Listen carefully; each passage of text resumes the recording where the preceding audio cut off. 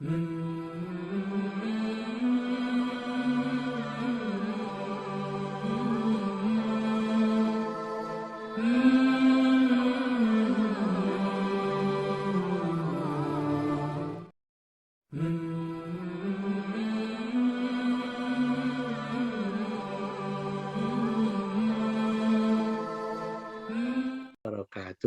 Waalaikumsalam warahmatullahi wabarakatuh. Waalaikumsalam warahmatullahi wabarakatuh. Bismillah, alhamdulillah, wassalatu wassalamu ala rasulillah, nabiyina wa habibina Muhammadin ibni Abdillah, wa ala alihi wa sahbihi wa man tabi'a hudah ila yaumil qiyamah. Amma ba'du. Alhamdulillah, wa syukrulillah, wassalatu wassalamu ala rasulillah, Sayyidina Muhammadin ibni Abdillah wa ala alihi wa sahbihi wa mawala. Amma ba'du. Asyhadu an la ilaha illallah wa asyhadu anna Muhammadar Rasulullah. Raditu billahi rabba wa bil islami dina wa bi Muhammadin nabiyya wa rasula. Rabbi zidni ilman nafi'an warzuqni fahma wa hukma wa alhiqni bis sholihin. Amin. Amin. Jamaah rahimakumullah. Mari kita awali setelah kita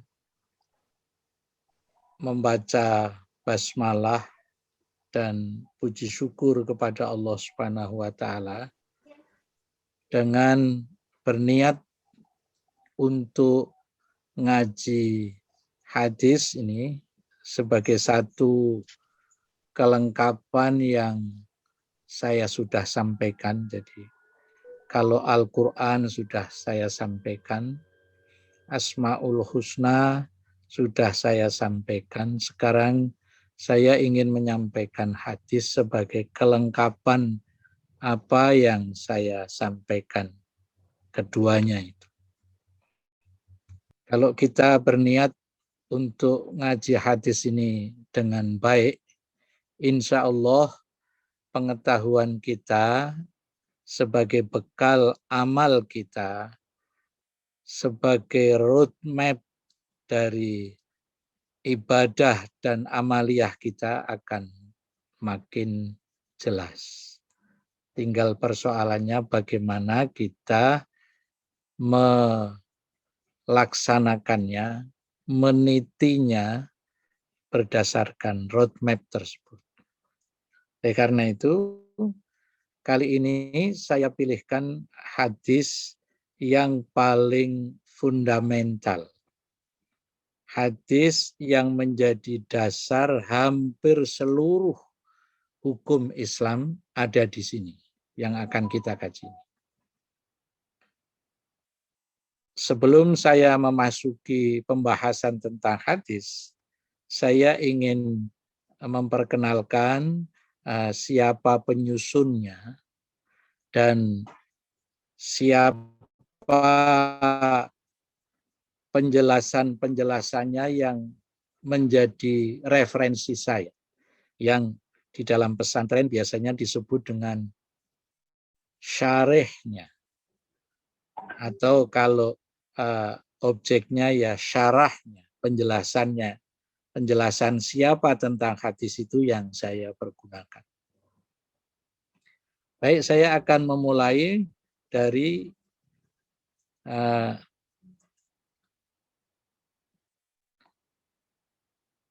ini kelihatan bapak-bapak semua, bapak-bapak dan ibu-ibu semua, ada foto, ada tulisan yang ada di screen bapak-bapak semua itu.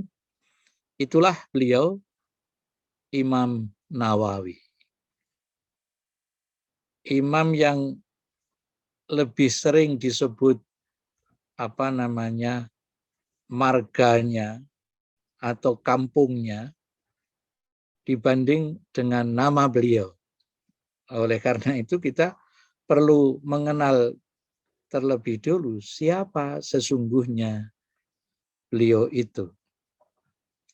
Nah, ini saya tuliskan, beliau itulah, Imam Nawawi itulah yang menyusun hadis tersebut. Nama lengkapnya beliau adalah Yahya bin Syaraf bin Hasan bin Husain An-Nawawi Ad-Dimashqi. Dimashqi itu sekarang menjadi nama ibu kota Suriah. Kemudian Abu Zakaria itu adalah nama panggilan beliau. Selain An-Nawawi, panggilan kehormatan beliau itu adalah Abu Zakaria. Beliau lahir pada bulan Muharram tahun 631 Hijriah. Sangat dekat dengan abad-abad di mana Rasulullah Shallallahu Alaihi Wasallam hidup. Jadi beliau ini banyak bertemu dengan tabi'in, dengan pengikut dari para sahabat Rasulullah Shallallahu Alaihi Wasallam. Nawa itu adalah nama kampung tempat beliau lahir. Nanti kita akan ketemu karena beliau lahir di Nawa, maka dikenal sebagai Nawawi. Kalau seperti saya itu lahir di Kendal, hidup dan besar di Kendal, Al-Qondali, gitu. Gambarannya itu begitu. Jadi Nawawi itu adalah nama yang dikaitkan dengan kampung beliau hidup dan tumbuh besar. Sebuah kampung di daerah Dimashq, kalau sekarang bahasanya Damaskus. Beliau tumbuh besar di kampung tersebut dan setelah menyelesaikan hafalan Al-Quran, beliau hijrah ke Damaskus, ibu kota Suriah sekarang ini, ketika berumur 19 tahun dan kemudian menetap di sana. Nah, alhamdulillah Damaskus ini saya pernah berkunjung ke sana. Pernah mutar-mutar di seputar Damaskus. Hanya saya sudah mau masuk Aleppo nggak jadi. Sebenarnya dekat dengan Damaskus itu Aleppo. Damaskus itu tempat Imam Ghazali. Ya, saya juga datang dan hadir di Masjid Damaskus tempat Imam Ghazali mengajar, dan saya juga ke ziarah ke kubur Imam Ghazali, termasuk juga menara tempat beliau uzlah yang kemudian beliau itu menulis banyak buku di sana. Itu Damaskus. Sehingga kalau saya bisa mengerti mengapa ini Imam Nawawi ini setelah umur 19 tahun sudah hafal Al-Quran, kemudian dia pindah ke Damaskus. Di Damaskus itulah karena di sana banyak ulama yang tinggal sehingga banyak ilmu dapat dicari di sana. Oleh karena itu Imam An-Nawawi ketika sudah berumur 19 tahun pindah ke sana. Kita lanjutkan.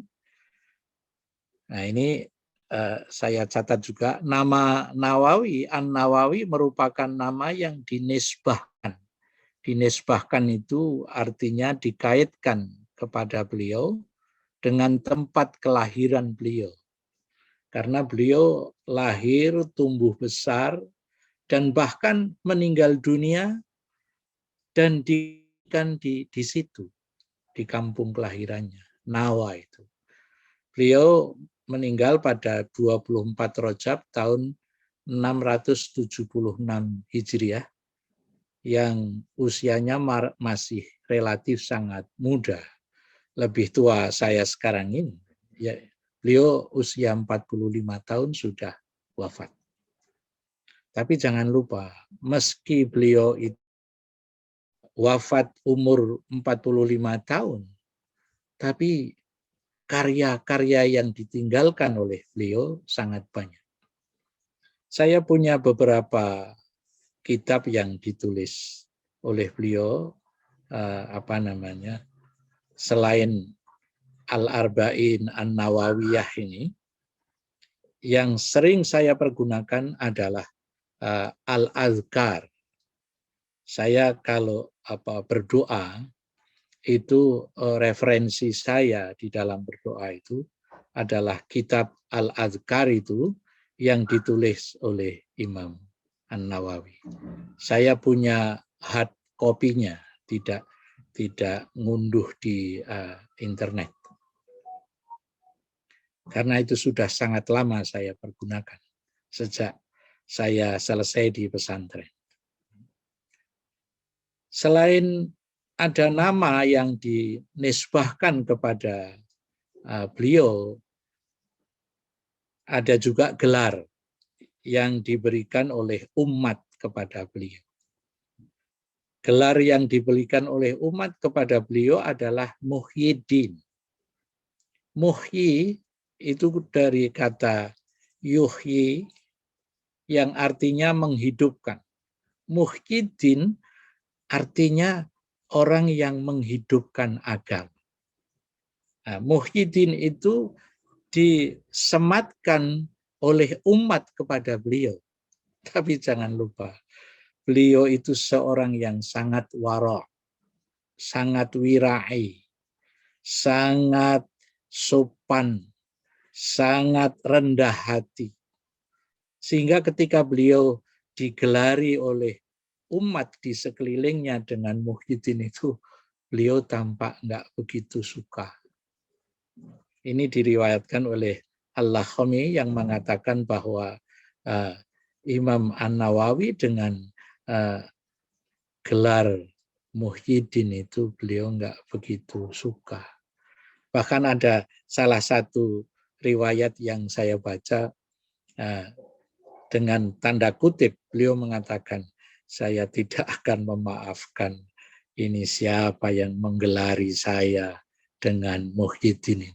Karena menurut beliau agama itu nggak usah saya yang menghidupkan aja, sudah hidup sendiri karena agama itu kepunyaan Allah. Itu sudut pandang beliau yang menjadi argumentasi mengapa beliau tidak suka. Tapi whatever, beliau tidak sukanya itu karena tawaduknya itu. Karena saya itu tidak tepat kalau digelari begitu. Karena yang menghidupkan agama itu banyak ulama, tidak saya. Saya ini apa? Inilah tawaduknya seorang Imam Nawawi. Yang kalau saya baca kadang-kadang, saya itu lalu menisbahkan kepada diri saya. Lalu saya kadang-kadang terharu dan tidak saya sadari air mata itu menetes begitu saja. Karena saya kok tidak bisa serendah hati seperti beliau.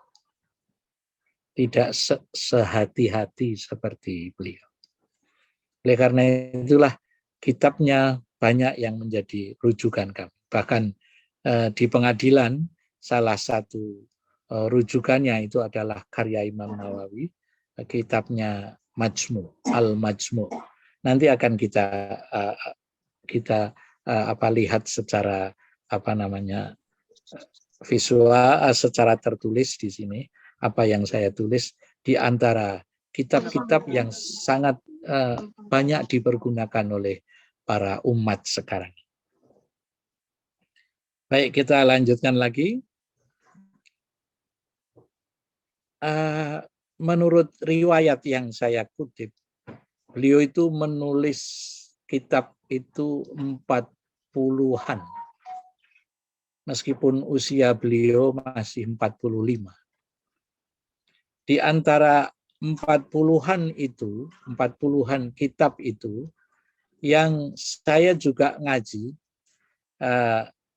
salah satu di antaranya selain Arba'in Nawawi. Arba'in Nawawi itu saya ngaji dulu ketika saya di Madrasah Sanawiyah. Dan Madrasah Sanawiyah Futuhiyah itu harus hafal hadis Arba'in Nawawi yang jumlahnya tidak 40 sebenarnya, itu 42.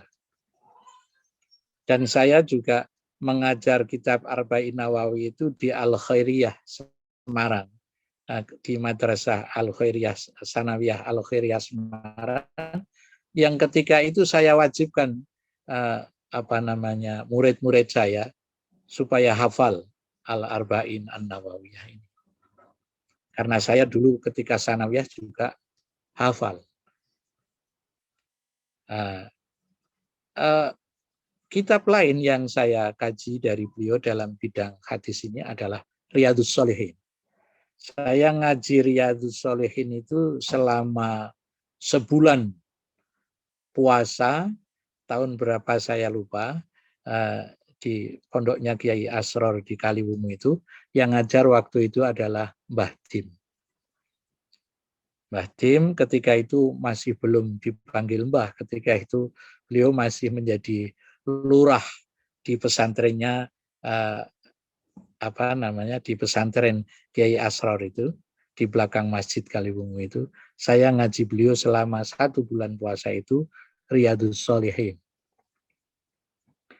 Kemudian ini ada Al-Minhaj, saya hanya baca-baca, tidak ngaji begitu. Kemudian ada yang saya di dalam bidang fikih, saya ngaji Al-Majmu' ini, biasanya spot-spot begitu ngajinya, karena waktu itu Ketua Mahkamah Islam Tinggi Surakarta itu adalah Kiai Haji Jamaluddin. Dari Kiai Jamal lah saya banyak membaca Al-Majmu' ini. Karena saya waktu itu adalah panitera pengganti di Mahkamah Islam Tinggi itu, yang ketika hakim bermusyawarah untuk menjatuhkan putusan itu, biasanya referensinya itu salah satu diantaranya adalah terutama Kiai Mursyidi dari Solo itu, Kiai Jamaluddin, dan Kiai Musani, itu selalu referensinya yang paling sering dipergunakan itu adalah Al-Majmu'. Dalam bidang bahasa, saya tidak pernah ketemu ini, buku ini adalah Tahdzibul Asma wal Lughat. Ini ditulis oleh beliau juga. Lalu dalam bidang akhlak, ini adalah At-Tibyan fi Adab Hamalatil Quran. Jadi bagaimana ini akhlak, bagaimana menghafalkan Al-Quran itu, akhlaknya bagaimana, membawanya, menghafalnya bagaimana. Kemudian Bustanul Arifin, saya tidak pernah ketemu ini, Bu, kitab ini. Yang ketemu yang terakhir ini, Al-Adhkar, sampai sekarang sudah sangat tua kitabnya dan saya simpan kitab ini. Itulah buku-buku karya beliau yang sempat saya baca. Oleh karena itu, saya sangat senang di Yayasan Masjid At-Taqwa ini, saya berkesempatan untuk menyampaikan sedikit apa yang saya punyai. Itu untuk saya bagi kepada para jamaah. Adalah hadis Al-Arba'in An-Nawawiyah. Mudah-mudahan ini nanti akan menjadi pembuka wawasan dari para jamaah rahimakumullah. Selanjutnya ini yang sangat menarik, catatan yang saya kutip dari beliau. beliau terhadap Nabi Muhammad dan Al-Quran itu poin-poin ini keyakinannya. Sehingga sejak muda beliau itu selalu menulis hadis dan fikih serta rijalul hadis beliau itu karena beliau terhadap Nabi Muhammad itu seperti ini keyakinan. Nabi kita Muhammad Shallallahu Alaihi Wasallam adalah hamba, utusan, kekasih dan kesayangan Allah Subhanahu Wa Taala. Ini keyakinan beliau bahwa Nabi Muhammad itu adalah hamba, utusan, kekasih dan kesayangan Allah Subhanahu Wa Taala. Saya ketika membaca poin pertama ini, apa yang ingin beliau sampaikan? Sehingga beliau memulai dengan penjelasannya itu dengan menyatakan posisi Nabi Muhammad terhadap Allah Subhanahu Wa Taala adalah hambanya, utusannya, kekasihnya, kesayangan. Lalu lagi, pandangan beliau terhadap Nabi Muhammad adalah setinggi-tinggi makhluk yang dimuliakan dalam Al-Quran dengan firman Allah, wa innaka la'ala khuluqin azim. Engkau Muhammad adalah orang yang berada pada posisi akhlak yang sangat agung. Padahal Al-Quran itu adalah mukjizat yang berlaku sepanjang zaman. Ini artinya, padahal Nabi Muhammad ketika menerima wahyu itu kan masih hidup.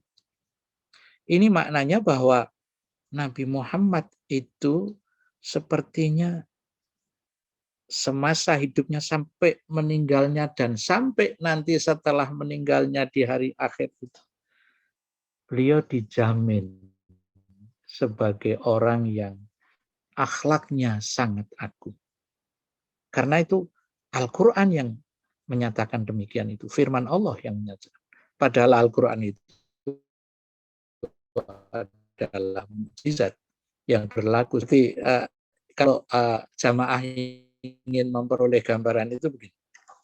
Jadi kalau kita ada orang yang masih hidup, kita sebenarnya nggak bisa bilang bahwa Anda itu besok, Anda itu akan orang yang akan punya kebaikan selama hidup. Nggak bisa. Karena hidup itu dinamis. Mungkin sekarang baik, besok tidak.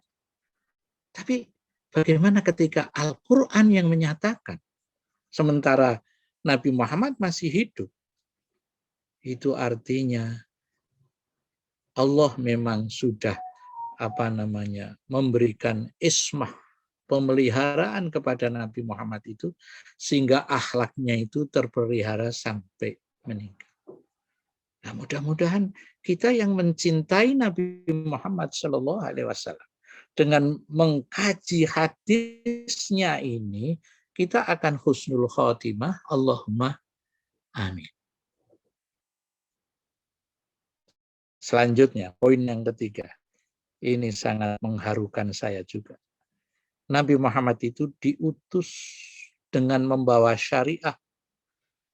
Dan syariah itu akan menjadi pegangan bagi mereka yang menghendaki petunjuk, yang menghendaki hidayah dari Allah Subhanahu wa Ta'ala.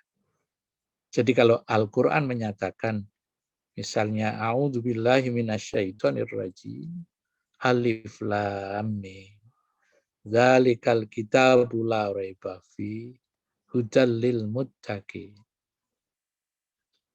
Al-Quran ini adalah petunjuk buat orang yang ingin bertakwa. Nah, itu artinya tidak cukup dengan Al-Quran untuk menjadi orang yang bertakwa itu. Harus dengan mengikuti petunjuk Rasulullah Shallallahu Alaihi Wasallam. Karena Al-Quran banyak penjelasannya itu garis besar. Bagaimana rinciannya, bagaimana dipraktekkannya, itu justru ada pada diri Rasulullah SAW. Inilah yang harus menyadarkan kepada kita bahwa ngaji hadis itu penting. Poin yang terakhir, Rasulullah Shallallahu Alaihi Wasallam itu dikaruniai kalimat-kalimat yang singkat, padat, dan agama yang sangat mudah, tidak menyulitkan. Ini yang kalau ahli bahasa, Nabi Muhammad itu sudah dikenal bahasa lisannya itu dengan artikulasi yang sangat jelas. Kan ada orang ngomong yang omongannya apa nggak jelas. Tapi kalau Rasulullah yang bersabda, meskipun dia orang sangat pandai sekalipun, sangat cerdas, dan sangat lemah pikirannya, karena pikiran manusia derajatnya nggak sama. Semuanya dapat menangkap dengan baik. Itulah Rasulullah Shallallahu Alaihi Wasallam. Makanya saya sangat senang saya bisa ngaji bersama-sama jamaah ini hadis. Meski hadis ini adalah sangat elementer tapi fundamental. Sangat fundamental. Nanti seperti apa saya akan sampaikan kalau sudah masuk pada materi hadis. Baik, kita lanjutkan sekarang ini yang beliau kutip di dalam rangka memberi motivasi kepada kita. Man hafidha ala ummati arba'ina hadisan. Siapa yang menjaga umatku dengan 40 hadis saja. Ya, tentu bukan arba'in nawawi. Karena arba'in nawawi itu Allah sallallahu alaihi wasallam. 40 hadis saja. Siapa yang bisa memelihara umatku 40 hadis saja.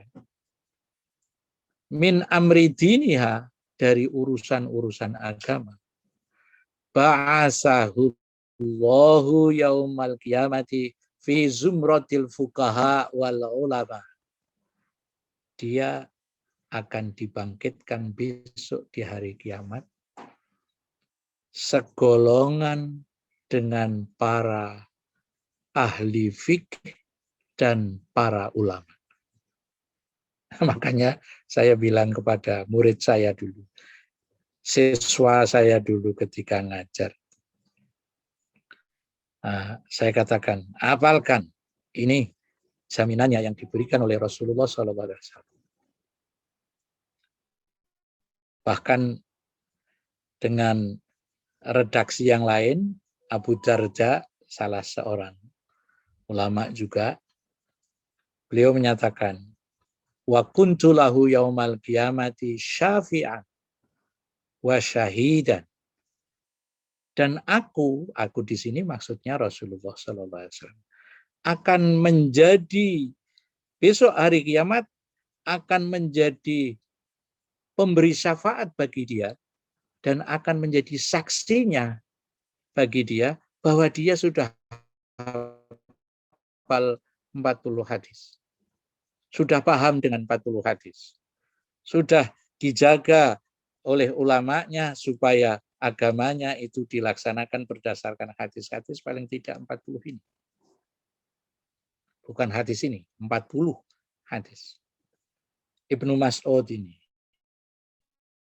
Ibnu Mas'ud itu adalah sahabat Rasulullah yang dulunya adalah penggembala kambing.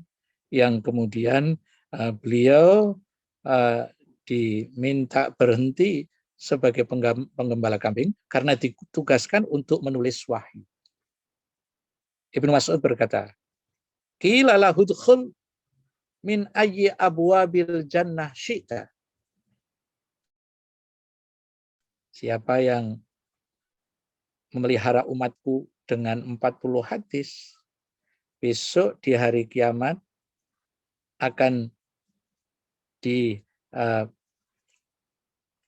diberitahu, bisa oleh Allah sendiri, bisa oleh malaikat yang diutus oleh Allah. Malaikat atau Allah sendiri akan bilang, udkhul, masuklah ke surga min ayyi abwabin syi'ta, dari pintu mana yang kamu mau. Masya Allah. Ini kalau kita bisa memelihara hadis ini dengan baik. Ibnu Umar, ini putra dari Sayyidina Umar, Abdullah namanya. Beliau bilang begini di dalam satu riwayatnya, kutiba fi zumratil ulama. Dia akan ditentukan, ditulis segolongan dengan ulama, wa husyira, dan husyira itu kalau bahasa Jawanya digiring, dihalau di padang mahsyar, fi zumrati syuhada, menjadi segolongan orang-orang yang syahid, yang mati syahid di dalam pertempuran. Masya Allah. Hadis ini sangat penting untuk kita kaji. Lalu beliau yang terakhir menyatakan begini, kalau kita sudah ngaji hadis ini, ada pesan dari Rasulullah, liyuballigha asyahid minkum al-ghaib, supaya kalian yang hari ini hadir, besok kalau ketemu yang hari ini tidak hadir, sampaikan. Itu pesannya. Jadi kalau malam ini ada rekan kita yang nggak hadir, kalau sempat, sampaikan apa hadis nanti. Saya sih belum masuk hadis sekarang. Sampaikan apa yang Anda peroleh dari ngaji hadis itu kepada yang tidak hadir. Liyuballigha syahid minkum al-ghaib. Kalau Anda melakukannya, nadarallahu imra'an sami'a maqalati fawa'aha fa'addaha kama sami'aha. Maka Allah akan memberikan anugerah yang sangat banyak pada orang yang mendengar ucapan-ucapanku, maksudnya ucapan Rasulullah. Fawa'aha, lalu dia mewadahinya, memeliharanya dengan baik. Fa'addaha, melaksanakan di dalam kehidupan sehari-hari dan menyampaikan kepada orang lain kama sami'aha, sebagaimana yang ia dengar, maka dia akan diberikan anugerah yang sangat banyak oleh Allah Subhanahu wa taala. Mengapa kok demikian? Karena hadis yang disusun ini bertema usuluddin, bertema pokok-pokok tentang agama kita, agama Islam. Yang menurut para ulama, itu tulisannya salah, yang menurut para ulama adalah inti dari ajaran agama Islam. Dan ini akan saya selesaikan, tinggal 2 slide saja untuk malam ini. Besok malam Selasa yang akan datang, baru kita akan masuk hadis yang pertama. Saya menjadikan syarah yang disusun oleh Ibnu Daqiqil Aid sebagai rujukannya. Ibnu Daqiqil itu adalah seorang ulama Sunni dan hakim di Kesultanan Mamluk Bahri di Mesir, yang nama lengkapnya itu Taqiyuddin Abul Fatah Muhammad Ali bin Wahab bin Mu'ti Al-Kushairi Al-Manfaluti Asy-Syaidi Al-Maliki Asy-Syafi. Ini yang menjadi referensi penjelasan dari hadis itu.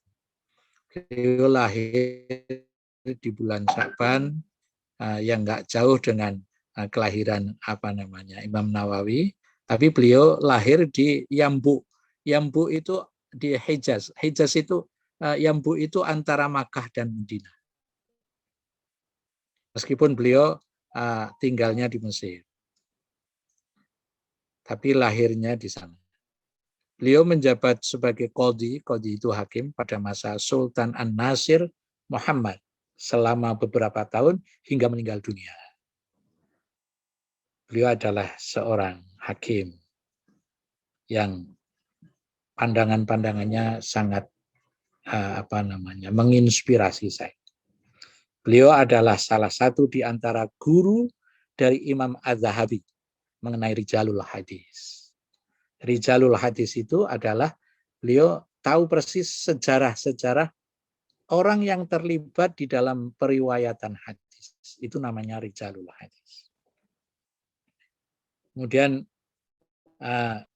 ini referensi yang kontemporer yang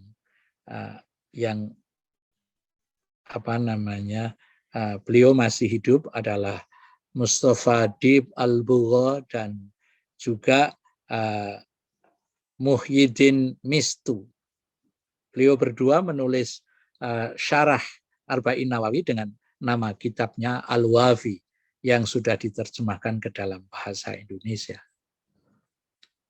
Yang di Indonesia disebutnya dalam promosinya sebagai 8 in 1.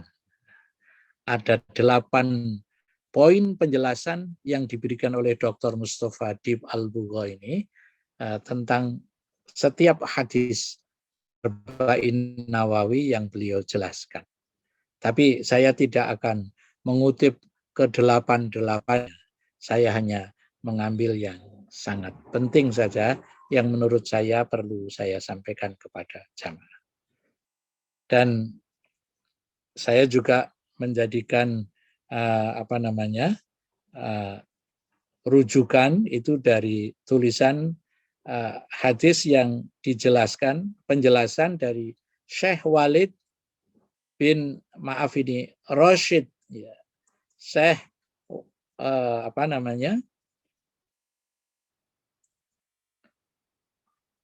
waduh, hilang ini ya. Oke, saya ulangi lagi. Ini tinggal terakhir, hilang, Masya Allah. Ini akan saya kutip lagi.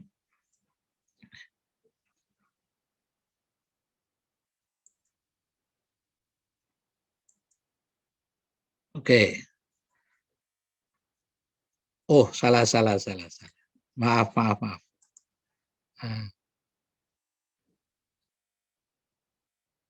Ini. Baik, ini sekali lagi. Beliau sangat, hilang lagi. Tampil di layar Bapak-bapak semua? Baik, saya jelaskan aja. Saya masih hafal. Beliau adalah Walid bin Rashid As-Sa'idan. Itu adalah dosen dan alumni dari Universitas Ibnu Saud di Riyadh. Saya pernah ke sana, tapi saya tidak ketemu dengan beliau. Beliau seorang guru besar ilmu hadis dan ilmu fikih yang tulisan-tulisannya dihimpun oleh salah seorang yang bernama Naif Al-Wajai. Beliau menulis di laman Soidul Fawaid. Sehingga kalau bapak-bapak dan ibu-ibu kepingin menelusuri bagaimana tulisan beliau di Soidul Fawaid, masih sangat terbuka. Demikian bapak-bapak dan ibu-ibu sekalian, apa yang sempat dan bisa saya sampaikan sebagai pengantar dari kajian kita selanjutnya tentang hadis Al-Arba'in An-Nawawiyah ini. Mudah-mudahan ketika kita nanti mengkaji hadisnya, kita bisa menangkap dengan baik dan bisa mengamalkannya karena ingat pesan-pesan Imam Nawawi kepada kita, sehingga akan mengantarkan kita insya Allah, mudah-mudahan Allah berkenan mengabulkannya, masing-masing kita yang ngaji ini husnul khotimah. Allahumma amin. Wallahu a'lam bishawab. Wassalamualaikum warahmatullahi wabarakatuh.